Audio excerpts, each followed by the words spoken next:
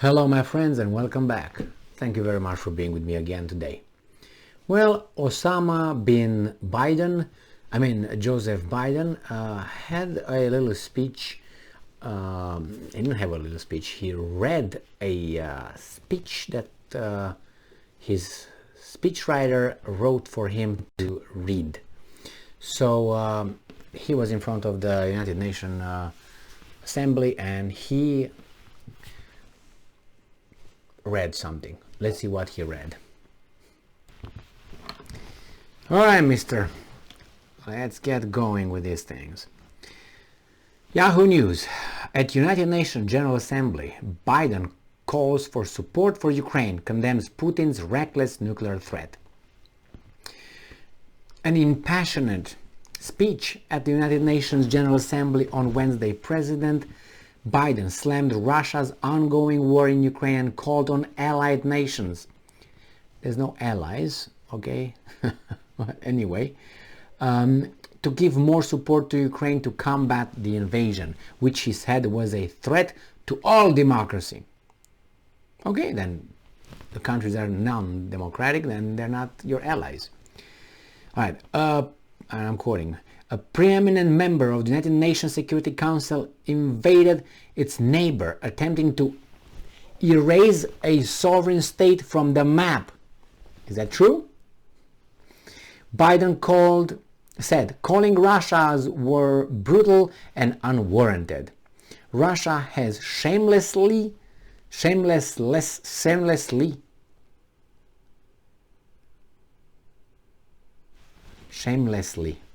it's just a spello here. We're like, what the?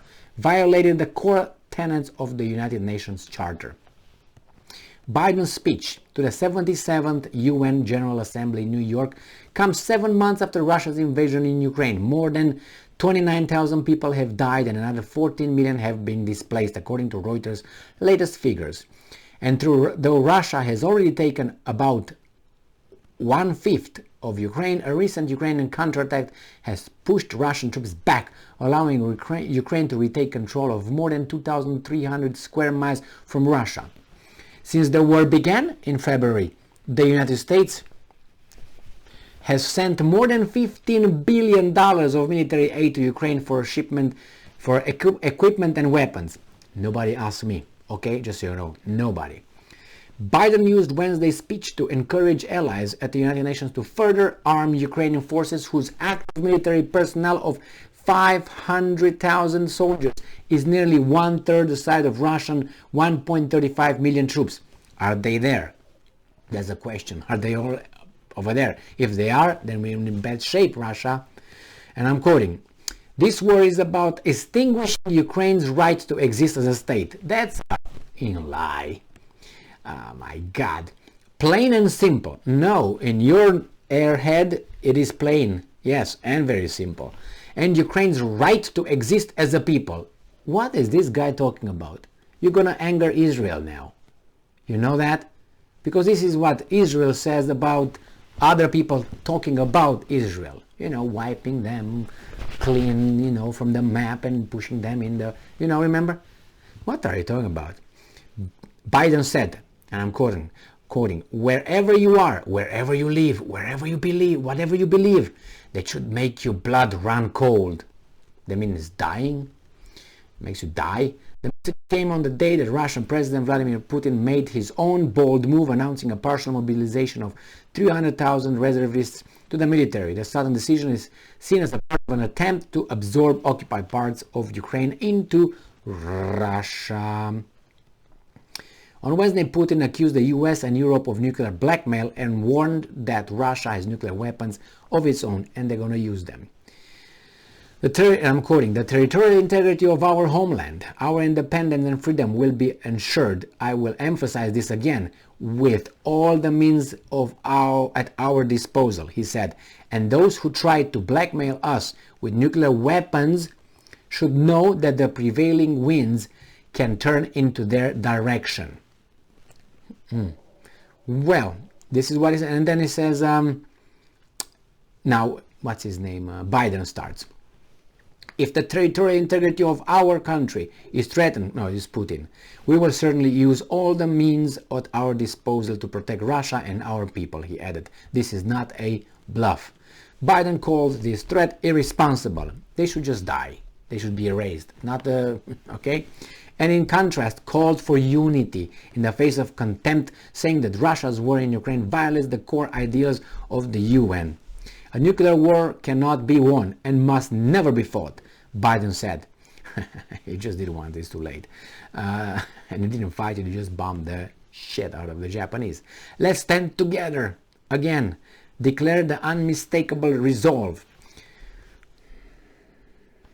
Well.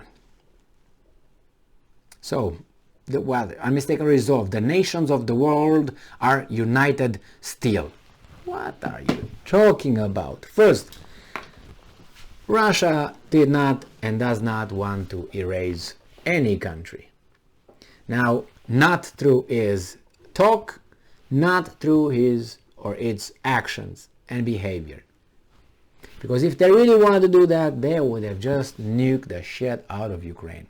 Alright, and not only. So that's right there, it's just an exaggeration. It's too much pathos, no logos. Just to say that.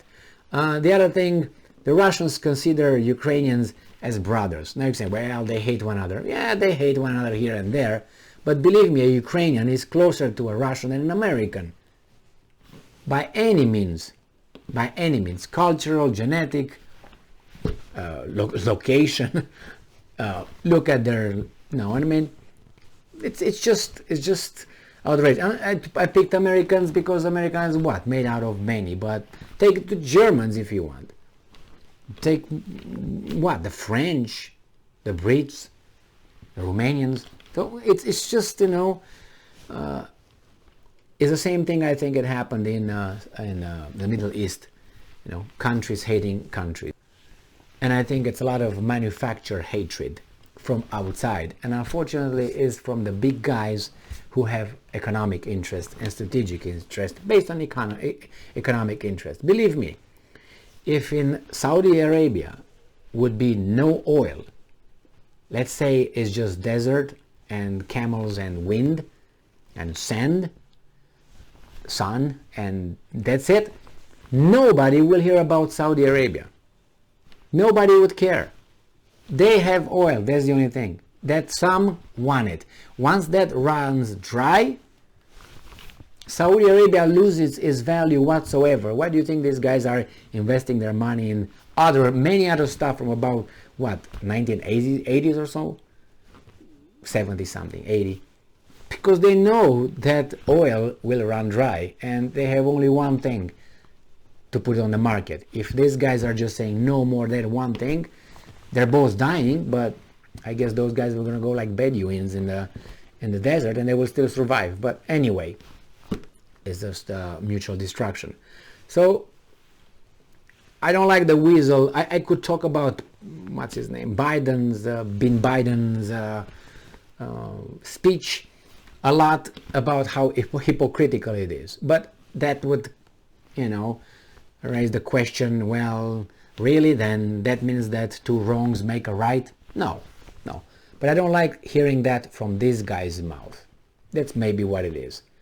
I mean, I can't, you know, I commit a crime here, I see someone committing not even, let's say, the same crime, okay? Even though I'm just, okay, exaggerating, committing the same crime right here. And I'm saying, hey, you commit a crime, everybody, let's destroy those guys. Those guys are bad dudes. But you just committed that yesterday. You know what I mean? It's just, what about you? What about you? This is what I don't like. I'm not saying what happens in Ukraine is okay with anything, including killing the Russian population from the eastern Ukraine. Starting with that, with the overthrow of the elected government in 2014, I disagree with that. I disagree with people sticking their freaking noses in countries that they can't do that. And then they say, no, we should all be friends and allies. Really? And then, this is the thing, the same person talks like he's an angel. This is what bothers me. I mean, they all have, you know, sins. But it's the at least keep your mouth shut and try to do it differently. Or at least, change your past somehow by changing the future. And say, okay, I fucked up in the past, okay? As I said, well, change the past. By showing that in the future, you will have a different behavior by your present. And that's how you change your past. Not what you did, but that what you did today is going to be past tomorrow. And then the next day, another past. So if you do good things, you change the past from a bad one into a good one, because you leave behind you only good actions that you did today. But think ahead in changing things in the future by acting good, or in the name of good, however, whatever, Well, we'll see what happens. I don't think anything happens, because the countries are not, these leaders are not stupid, are just corrupt. That's it. They're not stupid, they're just corrupt. Some are stupid. But thank you very much for being with me again today. Stay strong, stay smart, look for the truth, and be just.